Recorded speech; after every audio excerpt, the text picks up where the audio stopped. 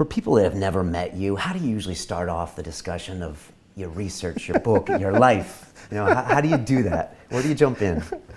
People who've never met me, I usually tell them that I'm a shoe salesman, because I don't really want to talk about drugs with people who have no sort of background or no real interest in this. So it's a hard thing because people have these ideas, like I said, that what they think they know is actually wrong. So like you and I are talking now, if we think about like, what are those things that they think are wrong? For example, they think drugs like crack cocaine or heroin, they think most of the people who use these drugs, the illegal drugs, are addicted, whereas most are not. 80 to 90% of the people who use these drugs will never become addicted. They just go on and live their life in normal manners. And so that's one of the things that I tried to make clear in the book, try to really get that across to folks. Other things I tried to get across to folks is that, we know how to deal with drug-related problems. I mean, particularly as it relates to drug addiction, we know a lot about dealing with drug addiction, even though the people who are addicted make up a small percentage. The problem is that we just haven't had the courage to be honest with people about drugs. So rather than saying, for example, sometimes people who use heroin, they run the risk of overdosing from that drug. Well, the risk of overdosing from heroin is relatively low if you're only using heroin alone.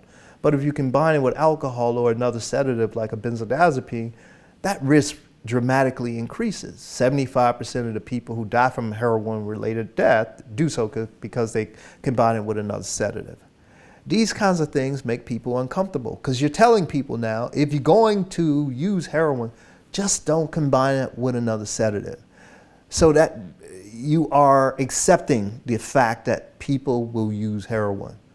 That's right. Rational. But sometimes people will say, you're condoning drug use. No, I'm understanding human behavior. Humans behave like this. Humans will do this. They've always used heroin. They've always used opiates. Why do I think that they're going to stop? My job is to keep them safe and to keep our society safe. Right. You said that people will always use drugs and they have always used drugs. I think at one point you even said a drug-free America is impossible and maybe even not even wanted. Well, I certainly don't want to live in a drug-free world. I mean, that's ridiculous. I mean, if we start to think about, let's just start to talk about the government sort of, particularly the US government sort of sanctioning of drug use. Think about wars, think about our pilots, our aviators, people who work extended periods of time. They're on drugs, they're on amphetamines, same drugs as like methamphetamine. They're on these drugs. And you know what? We want them on these drugs. We want them on these drugs so they don't fall asleep when they're working these extended periods.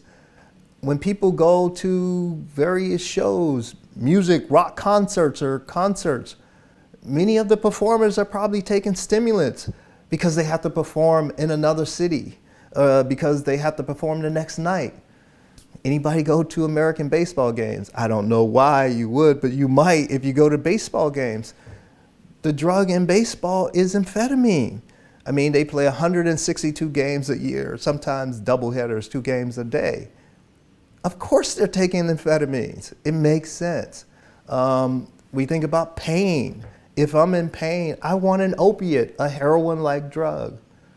I don't want acetaminophen. I don't want ibuprofen, particularly if it's a difficult or really tough pain or a pain that's really severe.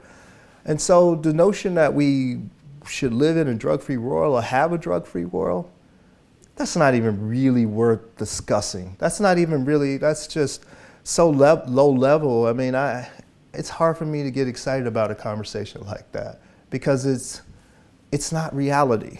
Right. Why are we tended as humans to go for this like binary discussion?